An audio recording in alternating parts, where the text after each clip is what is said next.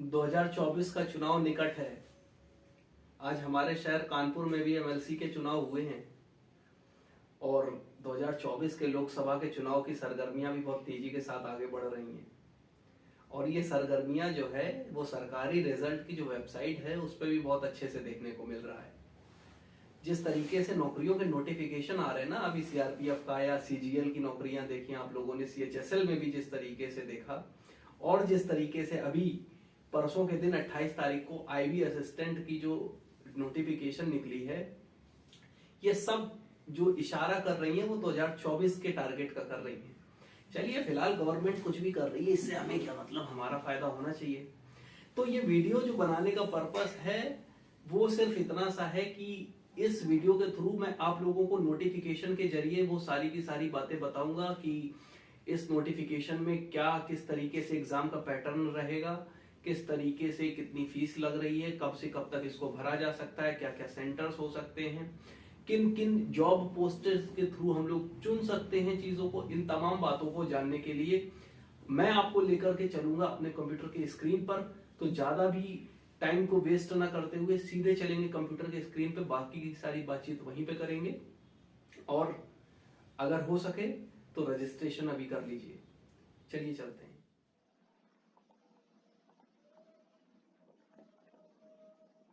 तो दोस्तों ये देखिए, मैं अपने कंप्यूटर की स्क्रीन पे आप लोगों को लेकर के आ गया हूँ।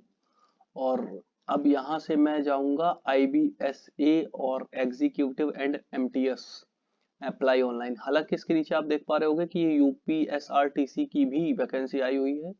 इंडिया पोस्ट GDS भी चल रहा है, यहाँ पे SSC MTS भी चल रहा है। तो तमाम सारी अपॉर्चुनिटी आप लोगों के लिए हैं। ये देखिए, ये पूरा का पूरा इनका नोटिफिकेशन खुल के आ गया है, जहाँ पे आपके लिए एग्जाम की जो फीस है वो 500 रुपए जनरल, OBC और इकोनॉमिक वीकर सेक्शन के लिए है। और वहीं पे SC या ST कैटेगरी वालों के लिए 450 रुपए, सभी लोगों के लिए फीमेल ईमेल के लिए 450 रुपए। चलिए, इसका एप्लीकेशन जो है वो शुरू होगा, परसों से शुरू हुआ है, ये बात तो आपको बता ही दी है। लास्ट डेट जो है वो 17 तारीख है। पेमेंट की भी लास्ट डेट वो 17 तारीख है, और बाकी चीजें आपको बाद में रूबरू करा दिया जाएगा। अगर वहीं पे पोस्ट के नाम की बात करी जाए तो भैया 1525 पोस्टें हैं। सिक्योरिटी असिस्टेंट में 150 पोस्टें हैं, मल्टीटास्किंग स्टाफ में। तो ये तमाम जानकारी बाकी की ये दी है, तो इनकी जानकारी यहाँ से ना पढ़ते हुए सीधे सीधे नोटिफिकेशन पे चलते हैं। और ये देखिए, नोटिफिकेशन मेरे सामने आ गया है, इसको थोड़ा मैं जूम करा देता हूँ आप लोगों के लिए। चलिए शुरू करते हैं। तो यहाँ पे इन्होंने ये सारी की सारी वैकेंसीज जितनी भी इनकी हैं वो सभी वैकेंसीज की लिस्ट दे रखी है, आप लोग डाउनलोड करके देख लेना। मैं आप लोगों को वो सारी की सारी चीजें समझा देता हूँ जो चीजें आप लोगों को समझनी चाहिए। तो चलिए यहाँ से अब हम आपके लिए आगे बढ़ते हैं। सिक्योरिटी असिस्टेंट एग्जीक्यूटिव, ठीक है, चलिए आगे चलते हैं। चलिए, यहाँ पे इन्होंने ये सारी की सारी वैकेंसीज के बारे में बताया है कि भाई ये वैकेंसीज हैं, इतने से इतनी एक्स सर्विसमैन के लिए, इतने डिसेबल्स के लिए, ये वो फलाना दिमाग का सब। इसके अलावा अगर क्लासिफिकेशन की बात करी जाए तो ग्रुप सी की नॉन गैजेटेड नॉन मिनिस्ट्रियल जो सिक्योरिटी असिस्टेंट जॉब है, पे लेवल 3 और लेवल 1 दो लेवल पे है। MTS की लेवल 1 पे और सिक्योरिटी असिस्टेंट की लेवल 3 पे। पे स्केल इनका आप देख ही पा रहे होगे सामने, मैंने इनको हाईलाइट भी कर दिया है ना। इसी तरीके से यहाँ पे MTS की भी ये देख लीजिए, ये है पे स्केल। इसके अलावा जो पे स्केल में और जो स्पेशली नोटिफिकेशन है, 20% से ज्यादा पे स्केल गवर्नमेंट अलाउंस जो आप लोगों को अलग अलग मिलेंगे। 30 डेज की जो भी आपकी वर्किंग ड्यूटी होती है उसमें जो कैश का कॉम्पेंसेशन है ड्यूटी के पीरियड के दौरान, जो भी 30 दिनों में आप करोगे उस हिसाब से आपका पेमेंट होगा। जहां तक एलिजिबिलिटी की बात करी जाए तो कक्षा 10 पास होना चाहिए, जो कोई बड़ी बात नहीं है।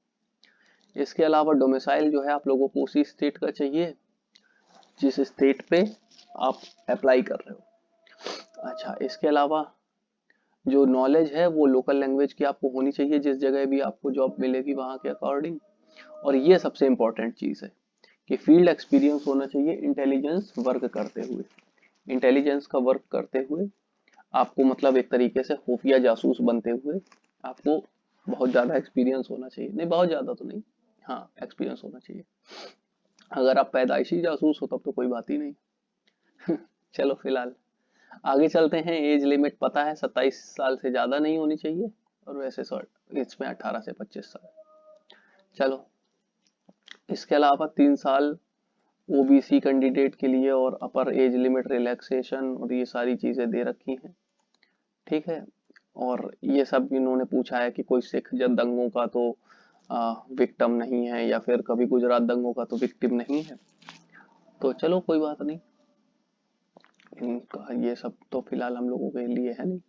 और डिसेबिलिटी देख लीजिएगा कि डिसेबिलिटी अगर किसी की 40% से ज्यादा है तो वो जो है अपना कोटा वोटा लगा सकता है। फिलहाल हालांकि इसमें और कुछ है नहीं, जो इम्पोर्टेंट चीज है वो है एग्जाम का पैटर्न। ये सारा का सारा तो आप भर लेंगे, इसमें कुछ ज्यादा कुछ खास नहीं है। हाँ, ये आ गया है एग्जाम पैटर्न। एग्जाम पैटर्न को अगर आप ध्यान से देखेंगे तो 100 क्वेश्चन पूछे जाएंगे, 100 नंबर के क्वेश्चन होंगे, 1 घंटे में करने होंगे, जिसमें कि आप लोगों को इनका जो है क्वालिफाइंग जो भी क्राइटेरिया रहेगा उसको क्रैक करना रहेगा। और नेगेटिव मार्किंग 1/4 होती है, पता है सभी को। और इसके अलावा आपको पूछा जाएगा जनरल अवेयरनेस, क्वांटिटेटिव एप्टीट्यूड यानी कि गणित, न्यूमेरिकल एबिलिटी, इंग्लिश और जनरल स्टडीज, जो कि लगभग होता है हर एक पेपर में। और उसके बाद टीयर सेकंड होगा, जिसमें आप लोगों को कुछ नहीं करना होगा, एक लैंग्वेज में, इंग्लिश में या हिंदी में, जिसमें भी आपको एक निबंध लिखना होगा।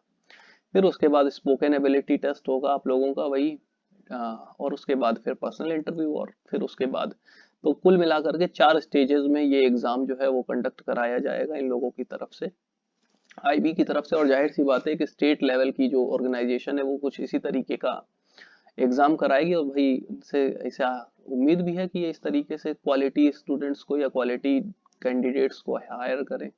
भाई वही जासूसी कर पाएगा, कोई आम आदमी तो करे नहीं पाएगा जासूसी है।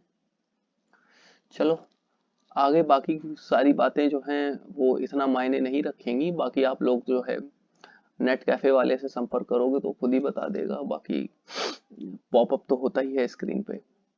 तो जो एग्जाम पैटर्न है, बेसिकली एग्जाम पैटर्न से ही रिलेटेड बात जो है वो करनी थी, कि एग्जाम पैटर्न जो है वो एसएससी से थोड़ा डिफर कर दिया गया है। जैसे कि एमटीएस में जो अब की बार एसएससी का एग्जाम है, वहां पे आपको सिर्फ और सिर्फ एक एग्जाम देना और बस क्वालिफाई करिए और बस आप पहुंचिए, अपना एक जॉब करिए जाके। तो ये सारी की सारी मैंने आपको जो डिस्क्रिप्शन है एमटीएस के लेवल पे वो सारा दिखा दिया है। इसके अलावा आपको स्क्रीन के ऊपर जो पॉपअप स्क्रीन है वहां पर फिजिक्स के अलग अलग कोर्सेस दिखाई दे रहे होंगे। अगर आप चाहते हैं हमारे साथ में मिल करके जुड़ करके पढ़ना तो आप वहां से डेमो क्लास ले सकते हो। इसके अलावा नीचे जो स्क्रीन पे आपको नंबर दिखाया जा रहा है, इस नंबर पे कांटेक्ट करके भी आप चीज़ों को समझ सकते हैं। हमारी क्लास ज्वाइन करने के लिए आप ज़्यादा जानकारी वहाँ पे ले सकते हो। और इसी के साथ आई होप कि आप लोगों को चीज़ें समझ में आई होंगी। तो जल्दी से शुरू करिए, 17 फरवरी तक लास्ट डेट है, और उसके बाद फिर और भी बहुत सारी जॉब निकलने वाली है। तो कमॉन, बस तैयार रहिए, अब कहीं ना कहीं से तो निमंत्रण आ ही जाएगा आप लोगों का। चलो चलते हैं, टाटा। तो हमें लगता है कि अब इसके बाद आप लोगों को ज्यादा और कुछ बताने के लिए बचा नहीं है, लेकिन अगर फिर भी आप लोगों को कुछ भी जानना है तो आप नीचे कमेंट बॉक्स में या आपको जहां से भी ये मैसेज मिला है वहां पे कमेंट करके चीजों को पूछ सकते हो। बाकी सारी चीजें सेम है, आप लोगों को तो एक्सपीरियंस है ही। चलिए फिलहाल अगर आप लोगों ने यहाँ तक चीजों को देख लिया है तो आप जल्दी से जल्दी इस चैनल को तो सब्सक्राइब कर ही लीजिए, कम से कम इस तरीके की और भी नोटिफिकेशन पाने के लिए। हाँ, और आप लोगों के लिए एक बहुत ही शानदार वीडियो और आने वाला है, उसको जरूर देखिएगा।